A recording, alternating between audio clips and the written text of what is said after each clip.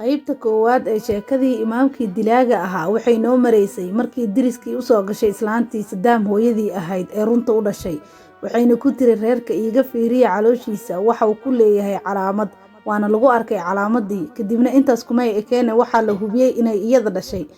oo waxa la baaray DNA wayna soo baxday xaqiiqda oo iyada ayaa dhashay waxaan qaybtan idinku soo gudbin doonaa sababtii loo dilay Cabdiqaadir iyo arrimo waaweyn oo dib ka soo baxay kadib qaybtii dambe ee wareysiga la yeeshay Zaynab iyo Sadaam ku xirnaaw janaalkeena Ashraf CJ kuna soo biir adiga oo subscribe saaraya si aad wax badan ugu faa'iidid mahadsanid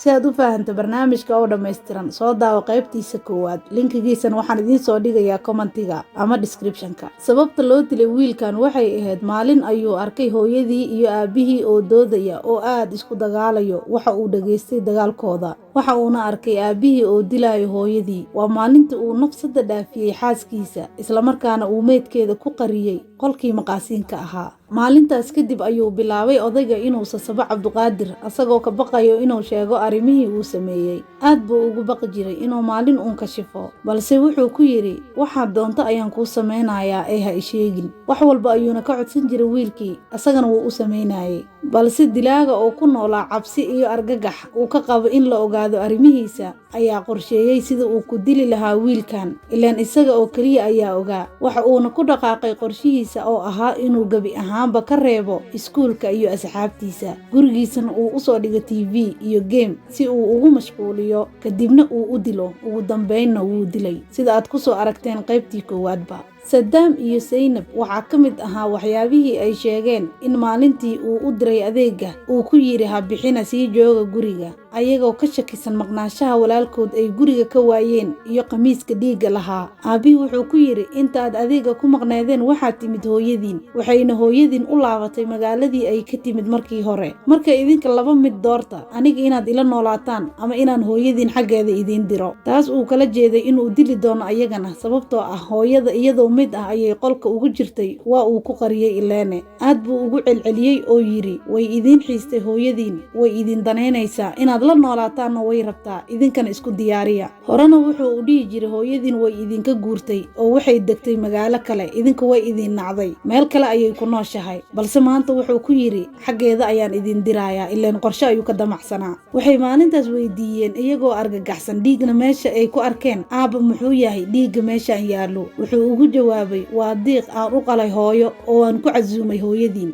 haddana waxay weydiiyeen aaway walaalkeen Cabdiqaadir wuxuu ku yiri hooyadiin ayuu raacay uu ka daba ooyay wuxuuna yiri hooyo kaama daba haraayo waayihii waxay dhaheen annaga maxay noo sugi weysay hooyo maxay nooga degdegtay inta ka imaan ma sugi karin miya wuxuu ku yiri hooyo way degdegsaneed oo way idin sugi weysay haddii aad doontaan laakiin dhib ma lahan waan idin diri doonaa xaggeeda oo waad la noolaanaysaa ayagana inuu dilo ayuu rabay maadaama ay ka shakiyeen dhiigga meesha daadsanaa iyo maqnaashaha walaalkood isla maalintaas ayay aadeen booliska ilaan dhiig ma qarsoomo si kasto xataa haddii la tirtiro caddaynta haddaba sheekadaas waxaa sii dheer inuu ninkan ahaa markii hore nin dadka ugu sheekeeyo inuu quraan saaro qofkii xanuunsan balse ahaa sixirow dadka ayaa u imaan jiray iyagoo ka raba inuu u sameeyo sixir balse waaba la yaabay sidee ku dhacday qof imaam ah quraan akhris lagu yaqaano in si bareera loo weydiiyo sixir sameen waa la weydiiyey wayna dhacday waayo qof dilaa ah wax kasta ka filo ilaan iimaan ma lahayn marka horeba saaxir ayuu ahaa dabcan wuu u sameynayay sixir qof allaale iyo qofkii rabo inuu qof sixiro asaga ayuu u imaanayay wuxuuna ka qaadan jiray xoogaha lacag ah sida la rabo ayuuna ugu sameynayay sixirka subxaanallah ninkan imaam ayuu iska dhigayay oo kor wuxuu ka ahaa qof alle ku xiran dadkan waxay u arkayeen qof mu'min ah balse munaafiq ah waayo sixirow iyo alle saaxiib ma aha waxaa soo baxday inuu ninkan ahaa saaxir weyn iyo beenaale misna dilaa ah kadib markii ay ciidamadii soo qabteen ay baareen oo la helay cadeymihii dilalkii iyo afduubkii oo geystay ayaa la weydiiyey sababta uu dilay xaaskiisa wuxuuna ku jawaabay inay ahayd xaaskiisa mid gogol dhaaf sameysay uurkana aysan asiga u lahayn balse arrintaas waxaa diiday culumadii Algeria wayna ka hadleen waxayna ku tilmaameen inay tahay dulmi cad oo aan geed loogu gamban waxay dhaheen suuragal ma ahan in uu marxuumada gacantiisa ku dilay haddana uu ku eedeeyo gogol dhaaf sharafteedana oo meel uga dhaco arrintaas waxay noqotay xadgudub weyn wayna kasoo horjeesteen dhammaan culimmadii Algeria. Odaygii imaamka ahaa ee lagu xiray dilalkii iyo afduubkii oo geystay darteed ayaa markii hore dowladda Algeria ku xukuntay dil toogasho ah, balse muddo kadib waa laga bedelay xukunkaasi oo waxaa loo bedelay xabsi daa'in in looga dhigo. ugu dambeyn waxaa ku dhacay cudurka macaanka ama sokorta loo yaqaano, kadibna iyada darteed ayuu u geeriyooday weliba inta uu ku jiray xabsiga. ilmihii uu soo korsaday ninkan dambiilaha ahaa ee dhintay oo kala ahaa 2 wiil iyo gabar, midkii ugu weynaana asaga gacantiisa oo ku dilay ayaa waxaa ka soo haray Zaynab iyo Saddam asaga mar la weydiiyey xaaladiisa iyo dareenkiisa wuxuu sheegay inuu dareemayo niyad jab, walwal iyo murugo aan laga kabsan karin, sababtoo ah wuxuu yiri waxbarasho ma helin, nin weyn ayaan ahay, ficay waan ka heray, hooyada iyo aabihii aan ku lahaa dunida ma aysan ahayn waalidkayga dhabta ah, waxaana igu dhacay kaama harto waayo nin weyn ayaan ahay, haddana ka habsaamay waxbarashadii, aniga iyo Zaynab waan niyad jabsannahay, noloshan waan ka niyad jabnay. Sidaas ayuu ku hadlay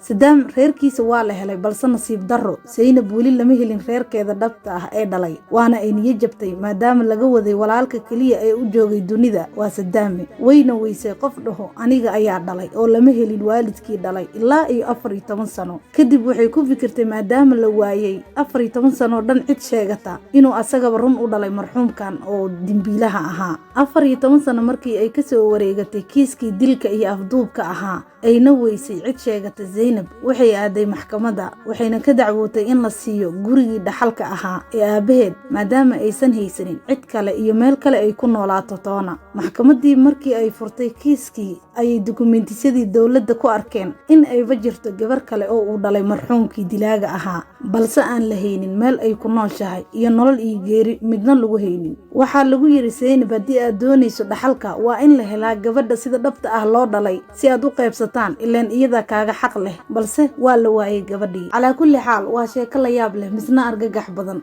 oo ka dhacday dalka Algeria, aadna u murug gelisay dhammaan dadkii ku noolaa dalkaasi. waxay dhacday 2004 balse markii ay weynaadeen ayay baahiyeen dhabarjabkii ay la kulmeen yaraantooda. Saddam wuxuu yiri aniga oo 7 jir ah ayaan u xiisay hooyaday, maalin maalmaha kamid ah walaalkay Cabdiqaadir ayaan ku dhahay abooy waan u xiisay hooyo ee maxay noogu imaan weysay. jawaabtii uu isiiyay ilaa iyo hadda waan la ooyaa markii aan soo xasuusto, maxaa yeelay wuxuu igu dhahay hooyo way dhimatay, waxaa dilay aabe, anigana waxaan dhahay beenta iga daa. alcumuum dambiilahan isku sheegay imaamka ee dhintay hadda oo lagu magac daray imaamkii dilaaga ahaa ayaa taariikhda ka galay dilalkii ugu cajiibsanaa ee dhaca qarnigan aynu ku jirno, waxaana laga soo sameeyey filim laga matalay sida ay u dhacday sheekadan oo dhammaystiran. calaa kulli xaal halkaas ayay ku dhammaatay sheekadii imaamkii saaxirka ahaa ama imaamkii dilaaga ahaa, imaamkii beenaalaha ahaa, imaamkii manaxaha ahaa. calaa kulli xaal meeshaas ayay ku dhammaatay sheekadeena.